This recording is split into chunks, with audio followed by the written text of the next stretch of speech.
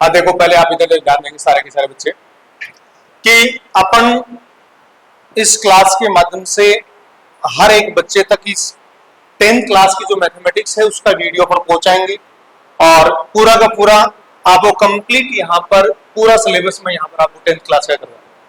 तो सबसे पहले जो आपका अभी सेकंड जो राउंड में जो चल रहा है उसमें आपका जो फर्स्ट चैप्टर चल रहा है समांतर श्रेणी। तो सबसे पहली चीज हम देखेंगे कि समांतर श्रेणी होती क्या है। समांतर श्रेणी का मतलब आप नाम से ही आप सब समझ रहे हैं, समांतर श्रेणी यानी समांतर, समान जोड़ अंतर, यानी कोई भी एक संख्या सूची होती है, उस संख्या सूची के अंदर जब उनका अंतर जब समान होता है तो वह कौन सी श्रेणी कहलाती है? समांतर श्रेणी कहलाती है। जैसे नंबर 1 पर हम एग्जाम्पल के रूप में हम बात करें, एग्जाम्पल में सबसे पहली चीज हमारे पास ये आती है कि जैसे मान लिया पहला पद हमारे पास 5 है, अब हम इसमें 3 जोड़ा, हमने कितना आ गया 8, फिर 3 जोड़ दिया कितना आ गया 11, फिर हमने 3 जोड़ दिया कितना आ गया 14। इस तरीके से ये एक संख्या सूची लगातार चल रही है। तो आप थोड़ा सा आप इसमें ध्यान देंगे, बेटा इधर ध्यान दो, आप इसमें थोड़ा सा अपन ध्यान देंगे कि ये क्या समांतर श्रेणी। बताओ यहां से जब अपन पहले पद से सेकंड पद में जब हम आ रहे हैं तो कितना ऐड हो रहा है बेटा 3, उसके बाद में वापस सेकंड पद से हम थर्ड पद में आ रहे हैं, फिर कितना ऐड हो रहा है, फिर हम तीसरे से हम चौथे पद की तरफ चल रहे हैं, कितना ऐड हो रहा है। इसी तरीके से जब हम चौथे से हम 5वें पद की हम जाएंगे तो यहाँ पर वापस कितना ऐड होगा, और यहाँ पर जो पद आने वाला आगे है वो कितना आएगा बेटा 17। अब ये पद हमारे पास किस तरीके से आता है? सबसे पहली चीज ये आती है कि समांतर श्रेणी हमने देखा कि वह संख्या सूची जिसमें पदों का अंतर क्या होता है, समान होता है, चाहे वो प्लस होते चले, चाहे वो माइनस होती चले, चाहे वो आधा बढ़े, चाहे वो पाव बढ़े, चाहे पूर्ण बढ़े, चाहे पूर्ण घटे, सब बराबर जब अंतर चल रहा होता है तो वह कौन सी संख्या, वो संख्या सूची कौन सी श्रेणी के अंदर होती है बेटा? समांतर श्रेणी के अंदर होती है। अब हमारे पास बात ये आती है कि सबसे पहली चीज हम लोग यहां पर पढ़ते हैं समांतर श्रेणी का व्यापक रूप हम पढ़ते हैं। अब देखो व्यापक रूप कैसे बना? व्यापक का मतलब क्या होता है कि वो एक ऐसा रूप जिसके अंदर हम जब मान रखते चले जाए और एक समांतर श्रेणी का वो संख्या सूची एक रूप लेती है, वो क्या कहलाती है? समांतर श्रेणी कहलाती है। तो समांतर श्रेणी में सबसे पहली चीज जो हमारे पास है वो क्या है? वो देखो यहां पर, देखो सबसे पहली चीज हमने हमारे पास नंबर 1 पर आता है प्रथम पद आता है। भाई यहां पर देखो 3 चीजें हमारे पास है। सबसे पहले प्रथम पद आता है, प्रथम पद को हम किससे अंकित करेंगे बेटा? ए से। सबसे पहली चीज प्रथम पद को किससे अंकित करोगे? फिर उसके बाद में हमारे पास ये आता है, देखो ये अंतर चल रहा है यहाँ पर प्रॉपरली, ये यहाँ पर प्रॉपर अंतर चल रहा है। तो यहाँ पर जब ये अंतर चल रहा है तो सार्वय अंतर यानी सभी का अंतर हुआ कि नहीं हुआ? तो हमारे पास ये आता है दूसरी चीज सार्वय अंतर। अब देखो सार्वय अंतर को हम किससे अंकित करेंगे बेटा? डी से अंकित करेंगे। किससे अंकित करोगे? उसके बाद में अगली चीज हमारे पास आती है पदों की संख्या। हमारे पास अगली चीज क्या आ रही है? पदों की संख्या। पदों की संख्या को किससे अंकित करोगे बेटा? एन से अंकित करेंगे। अब देखो यहां पर हम इसके माध्यम से ही हम लोग क्या करेंगे, ये चीज हमने पकड़ लिया कि समांतर श्रेणी के अंदर जो प्रथम पद होता है उसको हम लोग किससे अंकित करोगे बेटा? और जो सार्वय अंतर यानी सभी में अंतर समान होगा तभी तो समांतर श्रेणी होगी। ये चीज तो क्लियर होगी। लेकिन जैसे मान लिया मैं यहाँ पर ये एक एग्जांपल और देता हूं आपको कि यहाँ पर पहला पद है 5, फिर हमने जोड़ दिया 8, फिर हमने कर दिया 10, फिर हमने कर दिया 13, फिर हमने कर दिया 15। आप एक बात बताओ, ये समांतर श्रेणी के अंदर ये संख्या सूची है क्या? है या नहीं है? नहीं है। क्यों नहीं है? क्योंकि देखो यहां पर जब हमने देखा कितना प्लस हो रहा है 3, यहां पर हमने देखा कितना प्लस हो रहा है, यहां पर हमने देखा कितना प्लस हो रहा है, फिर हमने यहां पर देखा कितना प्लस हो रहा है। तो आप एक बात बताओ, ये जो सार्वय अंतर है, सार्वय अंतर को हम किससे अंकित कर रहे थे बेटा?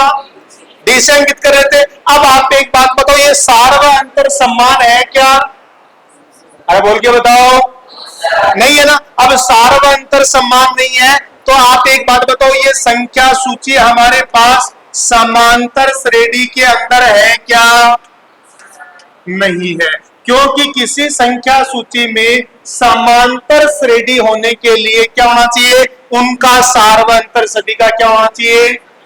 और सार्वंतर को आप किससे अंकित करोगे बेटा?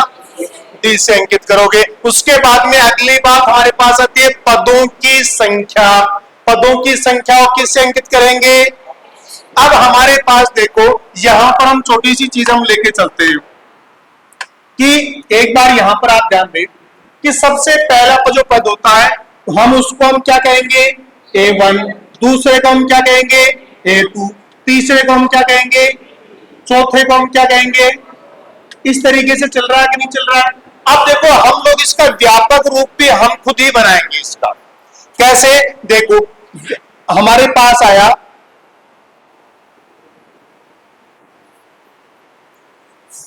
ये, हम किससे अंकित कर रहे हैं? एपी।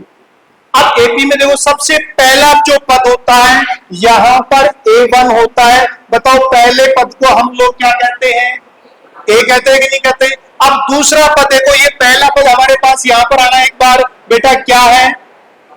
अब दूसरा पद हमारे पास ये तो A1 था और यहां पर हमारे पास क्या आ गया? ये ए। अब दूसरा पद है A2। बताओ कैसे बनेगा? जो हमारे पास जो सार्वंतर था उसको हमने जोड़ा कि नहीं जोड़ा? किस में जोड़ा? पहले वाले पद में। तो आप एक बात बताओ, A2 का मान हमारे पास क्या आएगा? A plus D. आया कि नहीं आया? फिर उसके बाद में अगला हमारे पास A3 क्या आएगा? देखो, यहां पर इसके अंदर 3 जोड़ा था ना पहले, अब आगे वाले पद में 3 जोड़ोगे तो यहां पर ये तो पहला पद हो गया, ये दूसरा पद हो गया। अब इसमें वापस बताओ, डी जोड़ोगे या ए जोड़ोगे? क्या जोड़ोगे? डी जोड़ोगे, क्योंकि सार्वंतर समान सार्वंतर जोड़ना। देखो यहां पर हम क्या जोड़ते जा रहे हैं? 3 जोड़ते जा रहे हैं। तो यहां पर 3 क्या है? सार्वंतर। तो पहले एक डी था, यहां पर कितने डी हो गए? 2 डी। अब बताओ यहां पर ए, अब कितने डी हो जाएंगे? 3 डी। आगे ए प्लस यहां पर क्या हो जाएगा? बताओ, ये इस तरीके से चलेगा नहीं चलेगा? अब आपको छोटी सी एक बात बताओ, यहां पर जब हम बात कर रहे हैं कि ये क्या है बेटा? ये बोलो A1 है कि नहीं है? ये बताओ हमारे पास A2 है कि नहीं है? ये हमारे पास A3 है कि नहीं है? ये हमारे पास A4 है कि नहीं है? ये हमारे पास A5 है कि नहीं है? तो आप एक बात बताओ, हमारे पास AN बराबर क्या आएगा? वो हम यहां पर लिख सकते हैं या नहीं लिख सकते हैं? देखो कैसे लिखेंगे, थोड़ा सा ध्यान देना, आराम से लिख सकते हैं। कैसे? देखो, आप एक चीज को समझ पा रहे होंगे। यहां पर देखो, पहला पद था उसमें डी कितना था? 0। ध्यान दे बेटा, इधर पहला पद था उसमें A1 में डी क्या था? 0। दूसरे पद में डी क्या है? एकम है ना। तीसरे में क्या है? 2 एकम हो गया। चौथे में बताओ एकम है कि नहीं है? पांचवें बोलो एकम है कि नहीं है? छठे में बताओ क्या होगा? A प्लस 5D आएगा कि नहीं आएगा? सातवें में क्या आएगा? A plus 6D। अब आप एक बार, जितने नंबर का पद होता है उससे D बताओ A कम होता है कि नहीं होता है? तो आप एक बात बताओ, A1 AN यानी nवां पद हमें ज्ञात करना है। तो nवां पद हम ज्ञात करना है तो AN बराबर इसमें A प्लस, अब बताओ D कितने आएंगे? यहां पर जितने पद है उससे A कम आएगा कि नहीं आएगा? अब पद हमारे पास यहां पर कितने हैं? N है। तो यहां पर बोलो N माइनस 1 इंटू डी आएगा कि नहीं आएगा? तो ये हमारे पास बताओ क्या बना? nवें पद का सूत्र बना कि नहीं बना? और ये हमारे पास इसकी व्यापक रूप बताओ, हम यहां से इसको निकाल के लेके आए नहीं लेके आए? तो समांतर श्रेणी के अंदर सबसे पहली चीज समझने वाली, नंबर 1, समांतर श्रेणी क्या होती है? यदि किसी संख्या सूची में पदों का अंतर समान होता है वह संख्या सूची क्या कहलाती है? समांतर श्रेणी कहलाती है। तो यहां पर हमने एक एग्जांपल लिया, समांतर श्रेणी 5, 8, 11, 14 ये लेते चले गए। तो यहां पर हमारे पास सभी में अंतर कितना कितने का आ रहा था? 3 तीन तीन प्लस का आ रहा था, तो ये हमारे पास क्या था, समांतर श्रेणी, हमने समझ लिया। फिर हमने समझा कि समांतर श्रेणी के अंदर जो पद होते हैं उनको अलग अलग किस नाम से जानते हैं। तो सबसे पहला प्रथम पद को किससे अंकित करोगे बेटा, सार्वंतर को किससे अंकित करोगे, सार्वंतर, समझ गए ना, सभी में बीच का अंतर समान होगा, सार्वंतर किससे अंकित करोगे, डी से। और पदों की संख्या को किससे अंकित करोगे। अब हमारे पास ये दोनों चीज आने के बाद में हमने यहां पर पढ़ा क्या, इसका व्यापक रूप क्या होता है, क्योंकि पूरी की पूरी प्रश्नावली इसी व्यापक रूप पर डिपेंड करती है। वो व्यापक रूप किसने बनाया, आपने बनाया कि नहीं बनाया, क्योंकि सबसे पहला पद हमने क्या लिया, ए, दूसरा पद हमने हमारे पास, क्योंकि ये सार्वंतर जुड़ रहा है ना, यहां पर डी जोड़ दिया, फिर यहां पर एक डी और जोड़ दिया, फिर यहां पर एक डी और जोड़ दिया, फिर यहां पर एक डी और जोड़ दिया। फिर हमने देखा क्या कि जैसे हम लोग पढ़ रहे थे कि ए एन लास्ट का हमें तो पद हमें याद करना पड़े, तो हम किस तरीके से याद करें। एक बात बताओ, हमने उससे क्या समझा कि जितने नंबर का पद था डी बताओ उससे एक कम था या कि नहीं था, था कि नहीं था। हाँ दीपक ध्यान रखो। तो यहां पर हमारे पास ए एन बराबर क्या होगा, ए तो आएगा प्लस एन माइनस वन। क्यों आया, समझ में आ गया क्या, क्योंकि यहां पर डी सभी में एक कम चल रहा है ना, तो जितने नंबर का पता बताओ उससे एक कम हुआ कि नहीं हुआ, इसलिए plus n minus one into d. तो हमारे पास क्या आ गया, ये समांतर श्रेणी का व्यापक रूप हो गया। और व्यापक रूप से हमने क्या निकाल लिया, एनवा पद ज्ञात करने का हमने सूत्र बनाया। ए एन बराबर क्या होगा बेटा, a plus n minus one into d. समझ में आया कि नहीं आया। अब इसके बाद में सबसे पहली जो प्रश्नावली हमारे पास है जो 5.1 है, उसमें केवल हमें ये पूछा गया है कि ये समांतर श्रेणी में है या नहीं है, या इसमें कोई बीच में जो ब्लैंक पद हमें दे रखा है वो पद हमें ज्ञात करना है। ये दो चीजें हमें दी हुई है। अब हम एक बार एक दो सवाल हम लेते हैं, ठीक है। देखो लाओ बुक दो मेरे को, ये देखो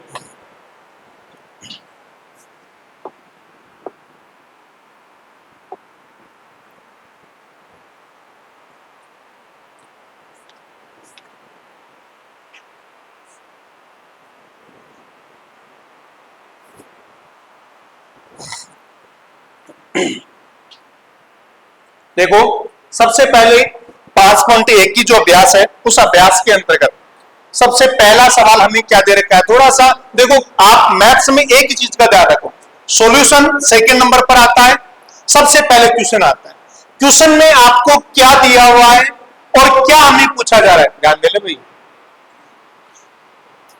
तो मजाक करने हो क्या, ध्यान क्यों नहीं दे रहा। समांतर श्रेणी के अंदर या मैथ्स के अंदर सबसे पहली चीज हमारे पास ये आती है कि हमें क्वेश्चन के अंदर क्या दिया हुआ है और क्या हमें पूछा गया है। सबसे पहले क्वेश्चन समझ में आना चाहिए, सॉल्यूशन अपने आप आ जाएगा। क्योंकि जब हमें पूरा का पूरा हमारे पास जब नॉलेज है तो क्वेश्चन सारे के सारे अपने आप आते चले जाएंगे। क्लियर। अब हमारे पास देखो सबसे पहला क्वेश्चन हमें दे रखा है, निम्नलिखित स्थितियों में से किन स्थितियों में संबंध संख्याओं की सूची एपी है और क्यों।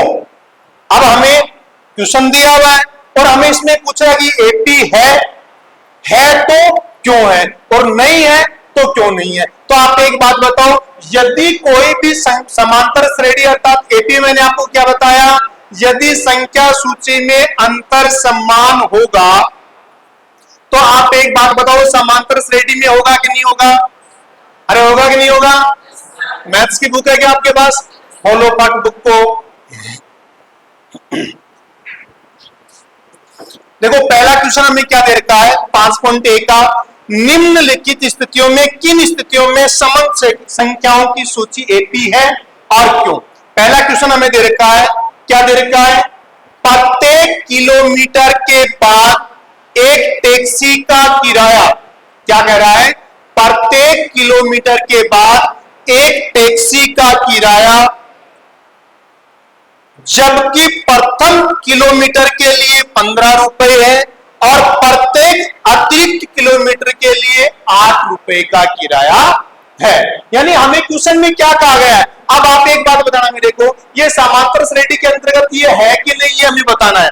सबसे पहला कि प्रथम किलोमीटर, यानी पहला ही पहला जो किलोमीटर है, किलोमीटर 1।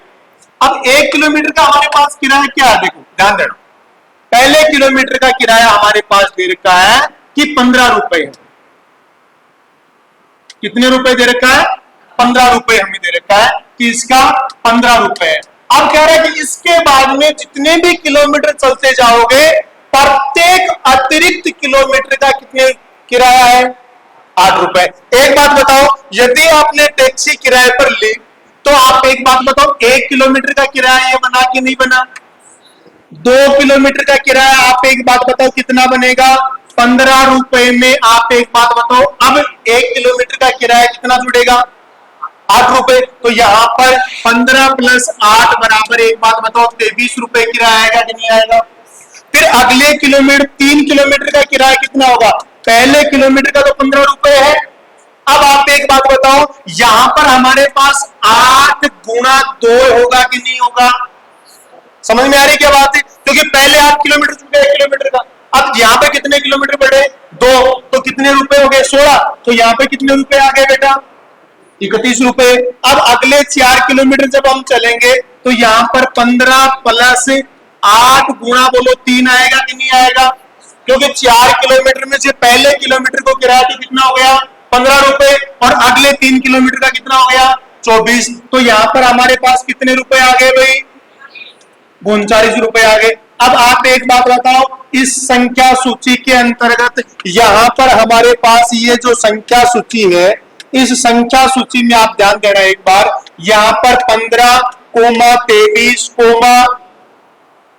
31, 39। आप एक बात बताओ, इस संख्या सूची में सार्वय अंतर बोलो सम्मान है या नहीं है, सार्वय अंतर बताओ सम्मान कितना है, सार्वय अंतर को किससे अंकित करते हैं, डी से अंकित करते हैं। सार्वय अंतर डी बताओ 8 सभी का सम्मान है कि नहीं है, तो बताओ ये एक समांतर श्रेणी में होगा कि नहीं होगा, तो ये हमारे पास क्या है, ये एक समांतर श्रेणी के अंतर्गत है।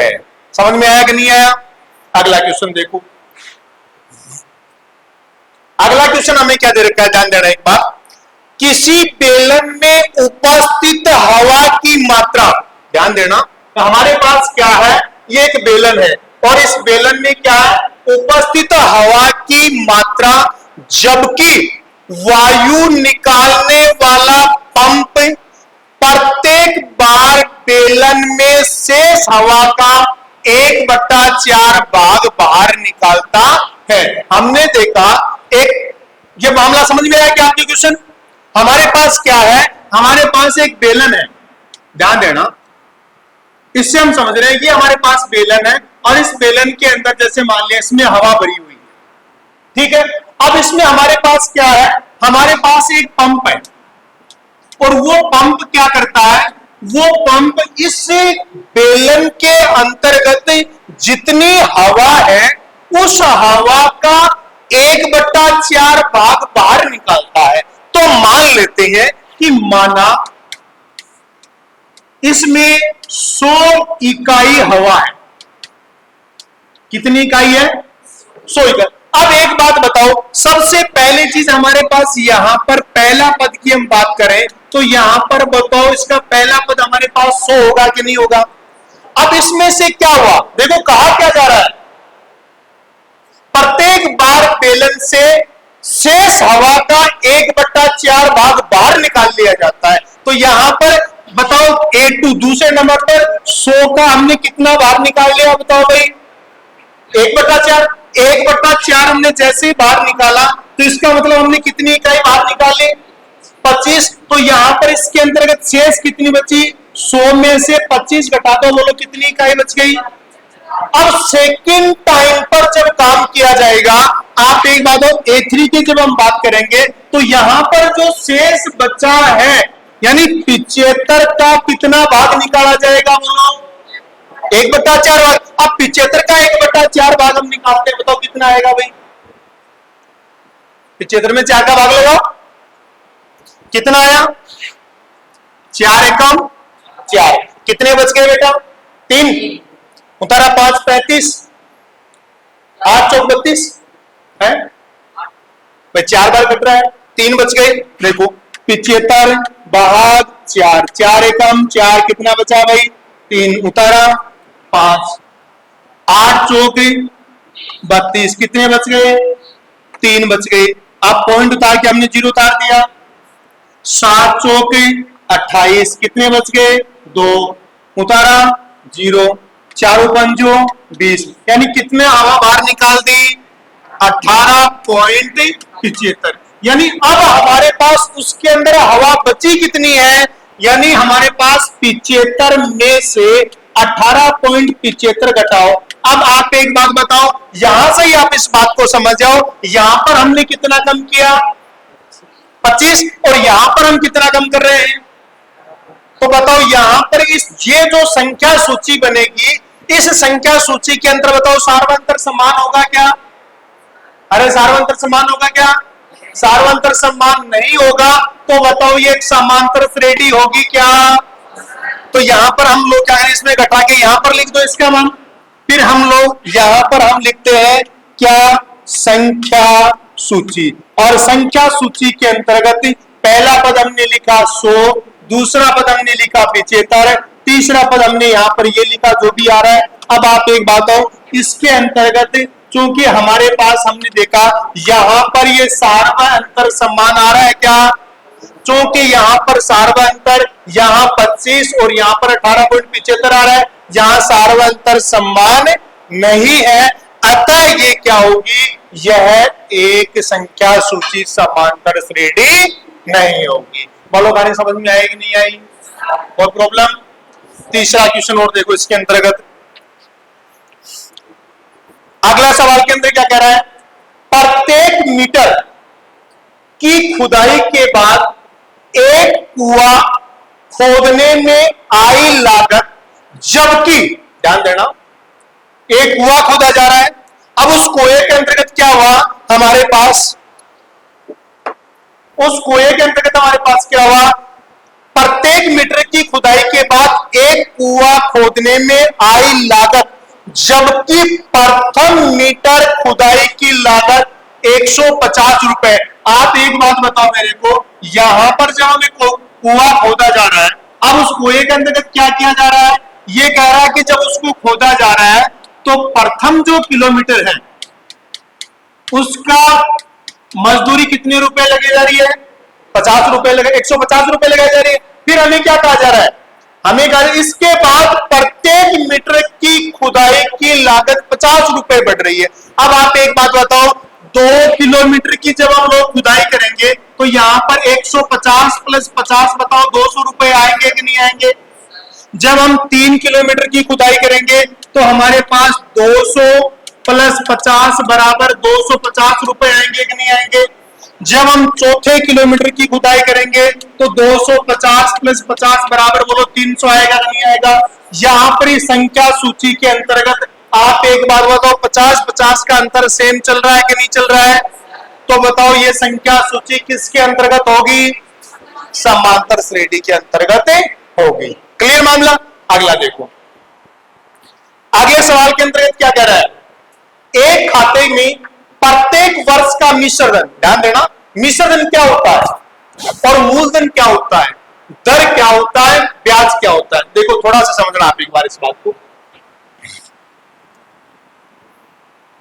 अब देखो कई बार अपन लोग क्या करते हैं, अब देखो मिश्र धन कहां काम में आ रहा है, प्रश्नावली कौन सी पढ़ रहे हैं, समांतर श्रेणी, और मामला क्या आ गया, मिश्र धन। इसका मतलब चक्रवर्ती ब्याज, साधारण ब्याज, यदि प्रश्नावली हमारे पास आती है तो बताओ ये सवाल हमें आएगा कि नहीं आएगा।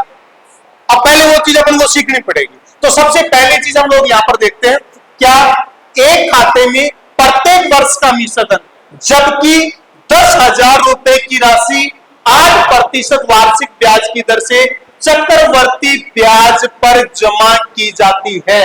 आप एक बात बताओ, इस एक ही चीज का ध्यान रखो हमेशा। देखो दो चीजें, एक तो हमारे पास क्या है, साधारण ब्याज, और दूसरा हमारे पास क्या है, चक्रवर्ती ब्याज।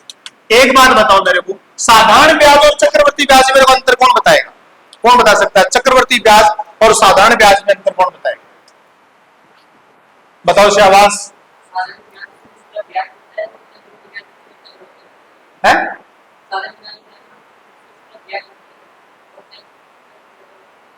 चक्रवर्ती ब्याज में रुपए डबल होते हैं ना, ना। और कौन बताएगा? वंशिका नहीं पता? और बताओ कौन बताएगा? अरे छोटी सी देखो, अब चक्रवर्ती ब्याज साधारण ब्याज आपको क्यों नहीं आई? आपके प्रश्नावली आई नहीं। बैठो शाबाश। देखो सबसे पहले साधारण ब्याज क्या होता है? साधारण ब्याज हमेशा मूल राशि पर ही ब्याज लिया जाता है और हर वर्ष का ब्याज समान होता है।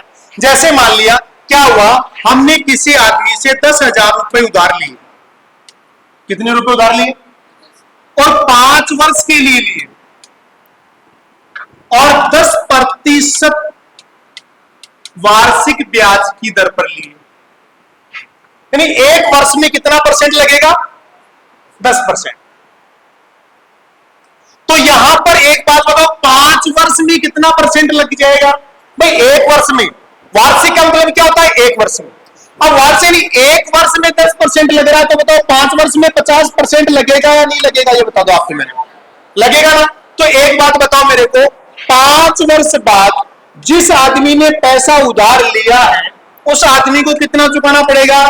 बताओ 10,000 का 100% तो पहले से है, अब ब्याज कितना परसेंट हो गया? 50% हो गया। 50% कैसे हुआ? क्योंकि पहले वर्ष कितने परसेंट है? 10 वर्ष। 5 वर्ष बाद में लौटा रहा है तो 5%, 5 से गुणा करेंगे, कितना परसेंट हुआ? 50%। अर्थात 5 वर्ष बाद कितना परसेंट लौटाएगा? 150% लौटाएगा। क्यों? 100% जो मूल्य था वो तो लौटा नहीं है और 50% ब्याज और जुड़ गया। तो उसके बाद में हमारे पास बट्टा में ये हमारे पास स्थिति, बट्टा में परसेंट हटाया, कितना आया? 100। तो यहां पर 2 जीरो से 2 जीरो कट गए, यहां पर 150 और आगे 2 जीरो लगा दिया। आप एक बात बताओ, इस आदमी को कितने रुपए चुकाने पड़ेंगे? 15,000 रुपए चुकाने पड़ेंगे। अब बात आ जाओ इधर चक्रवर्ती ब्याज। इलाज ये करता आदमी का। चक्रवर्ती ब्याज में क्या होता? चक्कर खा खा के ब्याज लगता। जैसे इसी साल को सवाल हमने किया, यहां पर कंडीशन दी हुई होती है क्या? जबकि ब्याज वार्षिक देय है। जबकि ब्याज क्या है? वार्षिक देय है। वार्षिक देय का मतलब क्या हुआ? एक वर्ष के बाद में उस ब्याज को अगले को लौटाना है। यदि आप नहीं लौटाते हो तो क्या होगा? देखो अब अगली बात, हमारे पास जब हम ब्याज को नहीं लौटाते तो क्या होगा? देखो 10,000 रुपए हमारे पास क्या था? मूलधन। अब पहले वर्ष क्या हुआ? कितना परसेंट ब्याज लग रहा है? 10%। तो अगले को कितना लौटाना पड़ेगा? एक साल बाद में लौटाएंगे तो 110%। 110% हम नहीं लौटाए, 2 जीरो कट गए। तो यहां पर हमें कितने लौटाने पड़ेंगे? 11,000। लेकिन जब हम उसको 2 वर्ष के बाद में लौटाते हैं तो क्या करना पड़ेगा? अब जो ब्याज लगेगा वो हमारे पास अब कितने रुपए पर लगना शुरू हो जाएगा? 11,000 रुपए पर लगेगा। 1,000 रुपए ब्याज जुड़ गए। अब 11,000 रुपए का कितना परसेंट निकलेगा बेटा? 110% निकलेगा। तो पहले साधारण ब्याज में तो अकेला 10,000 रुपए पर ही ब्याज लगेगा था ना। इसमें पहले वर्ष कितने पैसे पर लगा? 10,000 पर। दूसरे वर्ष कितने पर लगेगा? 11। 2 जीरो काट दिया। यहां पर देखो 11 11 कितना आ गया? 121। कितना आ गया?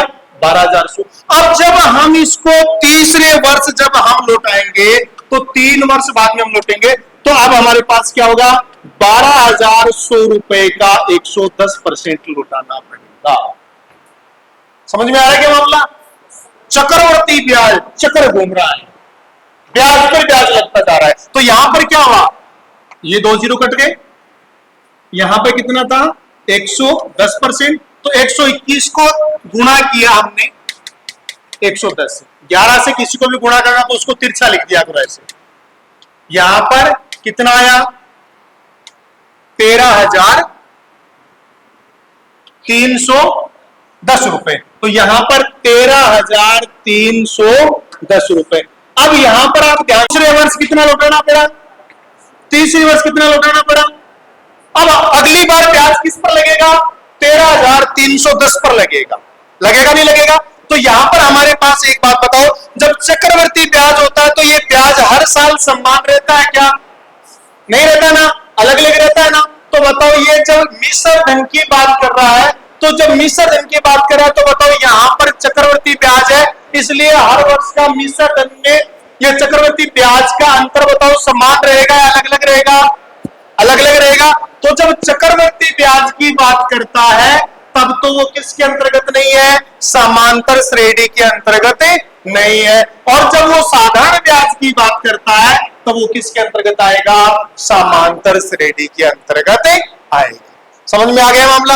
अब हम नेक्स्ट सवाल की तरफ हम बढ़ते हैं।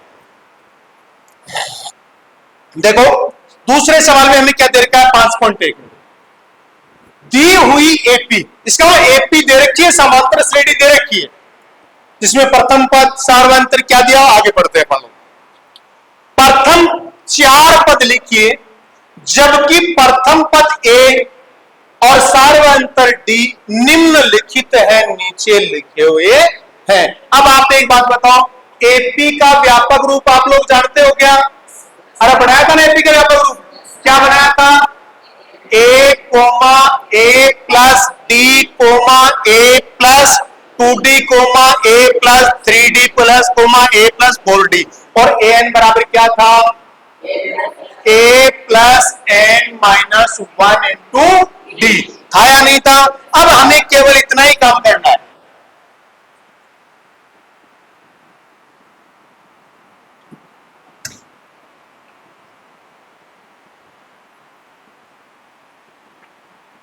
देखो इन 4 सवालों में से मैं एक सवाल आपको बता देता हूं, बोलो कौन सा बताऊं,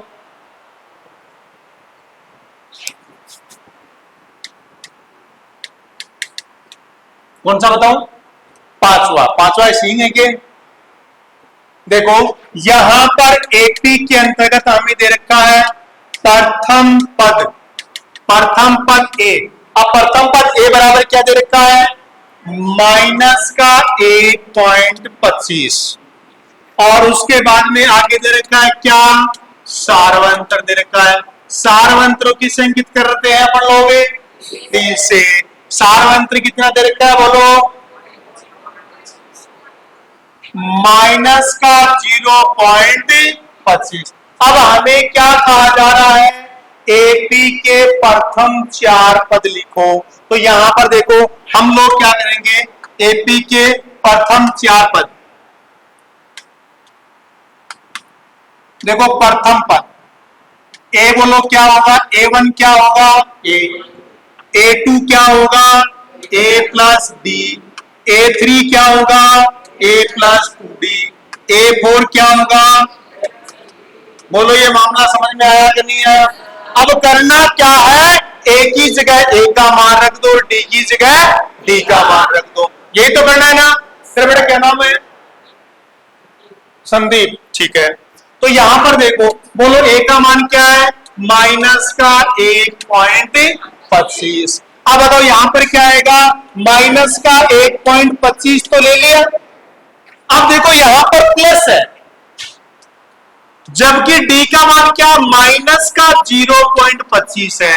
बताओ है कि नहीं है, अरे है कि नहीं है। अब आप एक बात बताओ, यहां पर माइनस का 1.25 और यहां पर ये प्लस को माइनस से गुणा करेंगे, माइनस और 0.25। अब बताओ दोनों चिन्ह माइनस के हैं, जोड़ूं या घटाऊं, जोड़ेंगे, लेकिन चिन्ह किसका रहेगा, माइनस का ही रहेगा। तो यहां पर ये कितना आ गया बेटा, माइनस का 1.5 जीरो। क्लियर, आगे जीरो लगाओ, चिन्ह मतलब फर्क नहीं पड़ेगा। इसी प्रकार से आगे बराबर देखो, यहां पर माइनस का 1.25 प्लस यहां पर 2, डी का मान माइनस का 0.25। बोलो ये है कि नहीं है। तो यहां पर ये तो माइनस का 1.25 आया, यहां पर ये इसको गुणा करोगे 25 दूनी 50, क्या आया। अब देखो प्लस को माइनस से मल्टीप्लाई करो, बोलो क्या आएगा, और 2 को 0.25 से गुणा करो तो कितना आएगा, 0.50। बोलो कितना हुआ, माइनस का 1.75। क्लियर है कि नहीं मामला? फिर उसी तरीके से तीसरा हमारे पास माइनस का 1.25 प्लस 3 और डी का मान क्या है? माइनस का 0.25। बोलो मामला क्या आएगा? माइनस का 1.25 माइनस के 0.75 तो बराबर कितना आ गया? माइनस का 2.00 है। दो लिख दो चाहे। अतः यहां पर यह चीज आप जरूर लिखोगे, अतः एपी के प्रथम 4 पद, प्रथम 4 पद क्या आएंगे? बताओ। पहला क्या है भाई? माइनस का 1.25, दूसरा क्या है? माइनस का 1.5, तीसरा क्या है? माइनस का 1.75 और चौथा क्या है? माइनस का 2। बताओ मामला समझ में आया कि नहीं है?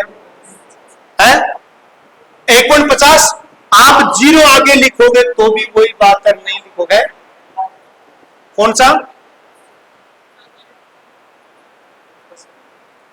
हाँ तो a प्लस डी यहां पर, हाँ तो 1.25 ही आएगा ना पहला है भाई। पहला पद तो ये रहेगा, दूसरा पद माइनस का 1.5 आएगा, तीसरा पद ये आएगा और चौथा पद ये आएगा। क्लियर है मामला? क्लियर है ना? अरे क्लियर सभी के? अब अगला देखो क्वेश्चन नंबर 3 में क्या कह रहे हैं? निम्नलिखित प्रत्येक एपी के लिए प्रथम पद और सार्वंतर लिखिए। आप एक बात बताओ, पहला हमने क्या दिया कि हमारे पास एपी का प्रथम पद और सार्वंतर है, क्या लिखनी है? एपी। अब हमें क्या कह रहा है? एक एपी दी हुई है और उसका पहला पद और सार्वंतर हमें ज्ञात करना है। देखो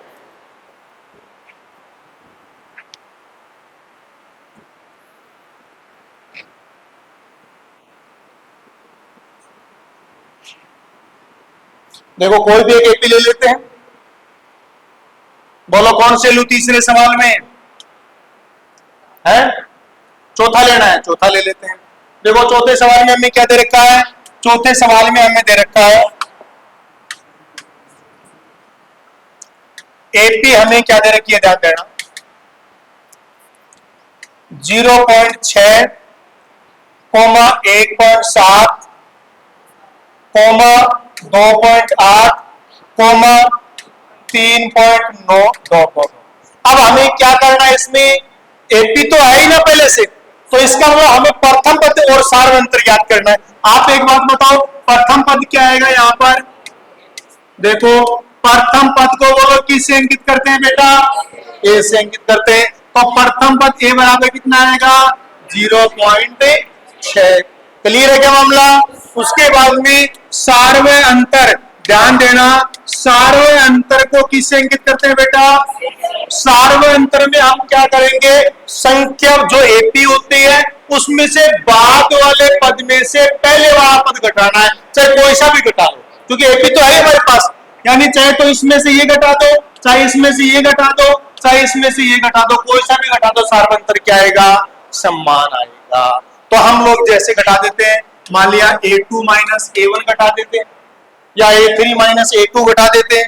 तो यहां पर जैसे हमने घटाया तो 1.7 में से 0.6 गए, बोलो कितना बचा भाई? 1 तो बोलो सार्वय अंतर और ये बताओ प्रथम पद आया कि नहीं आया?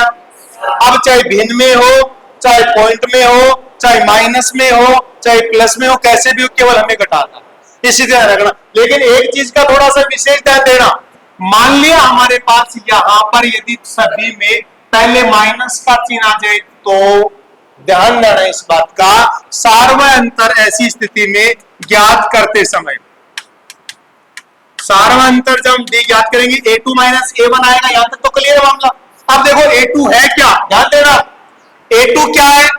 माइनस का 1.7 में से घटाना है, तो माइनस किसको? माइनस के 0.6 को। समझ में आ रही है क्या बात? अब ये माइनस कई बार आप लोग क्या करते हो, सीधा का सीधा उड़ा देते हो इसमें से, जबकि माइनस घटाना है। तो यहां पर एक बात बताओ, बराबर माइनस का 1.7, माइनस को माइनस से मल्टीप्लाई करोगे बोलो प्लस आएगा कि नहीं आएगा? आएगा। तो यहां पर बताओ 0.6 आया कि नहीं आया? अब ये तो दोनों माइनस के, ये प्लस का था, ये माइनस का था, सॉरी, हाँ दोनों प्लस के थे। अब ये माइनस का है और ये प्लस का है, असमान चिन्ह आ गए। असमान चिन्ह आते तो जोड़ोगे घटाओगे? घटाएंगे।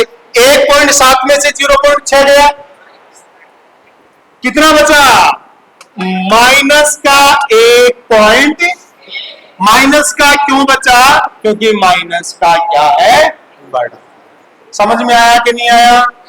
विशेषकर इस माइनस का ध्यान रखना, कई बार आप लोग इस चीज के लिए गलती करते हैं।